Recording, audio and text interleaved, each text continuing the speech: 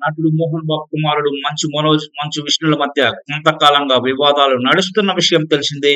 తాజాగా తన కారును దొంగిలించారని మనోజ్ నార్సింగి పోలీసులకు ఫిర్యాదు చేశారు.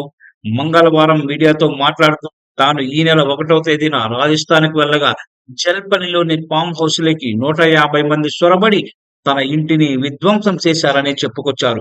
తన విల్లా ముందు నిలిపిన మహీంద్రా మారాజో కారును అర్ధరాత్రి దొంగిలించారని చెప్పారు. వెంటనే తన డ్రైవర్ నార్సింగ్ పోలీసులకు ఫిర్యాదు చేశాడని, పోలీసుల విచారణలో కారు మంచు విష్ణు కార్యాలయంలో లభ్యమైందని చెప్పుకొచ్చారు.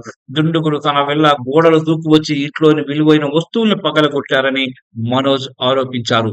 మంచు మనోజ్‌కు చెందిన కారును ఈ నెల 1వ తేదీ అర్ధరాత్రి దొంగిలించినట్లు అతని డ్రైవర్ సాంబశివరావు ఫిర్యాదు చేశాడని నార్సింగ్ ఇన్స్‌పెక్టర్ హరికృష్ణారెడ్డి తెలిపారు. 2వ తేదీన కేసు నమోదు చేసుకొని దర్యాప్తు ప్రారంభించామని, గుర్తు తెలియని వ్యక్తులు కారును దొంగిలించినట్లు గుర్తించి దాన్ని స్వాధీనం చేసుకున్నామని వెల్లడించారు. కారును దొంగిలించిన వారిని గుర్తించేందుకు ప్రయత్నిస్తున్నామని చెప్పుకొచ్చారు.